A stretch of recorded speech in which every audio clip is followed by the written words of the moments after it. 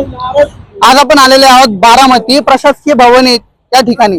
इथं मुस्लिम समाजाची काही कुरेशी जमात एक आंदोलन करत आहेत। तब्बल म्हणजे 2 दिवसापासून आंदोलन सुरू आहे।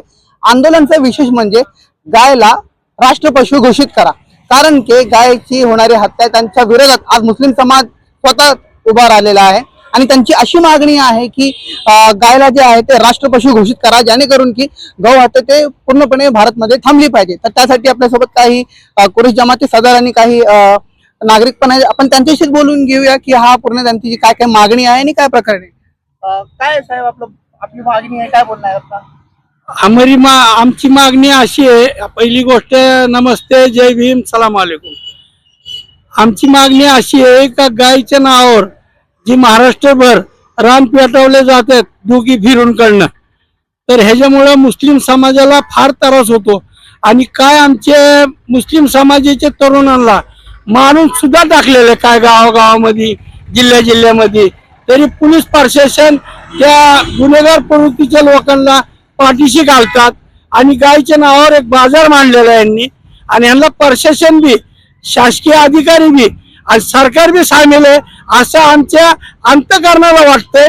म्हणून आम्ही उपोषण करत आहे का गौ मातेला राष्ट्रपशु घोषित करावं, म्हणजे जेणेकरून आमच्या मुस्लिम बांधवांना कुठेही गाळबोट लागणार नाही आणि हिंदू मुस्लिम भाईचारा राहील। अन्यथाही आमच्या मागण्या मंजूर नाही झाल्या तरी येणाऱ्या वेळी आमरण उपोषणाचा इशारा देण्यात येईल। जसे की आपण पाहता की गौरक्षकचे जे दल असतात ते नेहमी ते गाड्या अडवतात, त्यांना मारहाण करतात, पण जर आज हे मागणीसाठी बसताय की गायला राष्ट्रपशु घोषित करा, तर त्यांचं काही समर्थन वगैरे दिसत नाही, काय म्हणणार?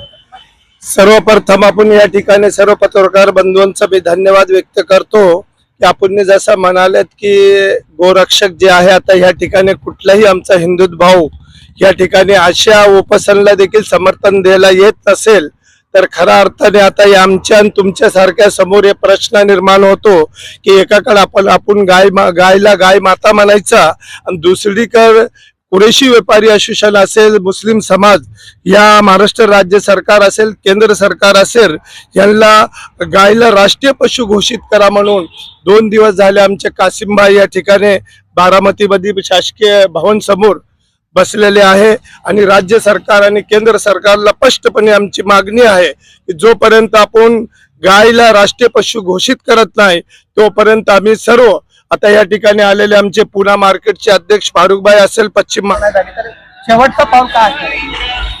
आता शेवटचा मार्ग असा राहील, आमच्या मागण्या मंजूर नाही झाल्या, गौ माताला राष्ट्रीय पशु घोषित नाही केलं आणि गौशाळेमध्ये जे 25-30 लाख जनावर महाराष्ट्रामध्ये गेलेले आहेत आणि त्याची चौकशी शासनाने नाही केली तर पुढचा इशारा आंदोलन बेमुदत बी राहील। त्याच्यानंतर पुढचा अजून पाऊल आझाद मैदानला आमरण उपोषणाचा बी इशारा देऊ आम्ही।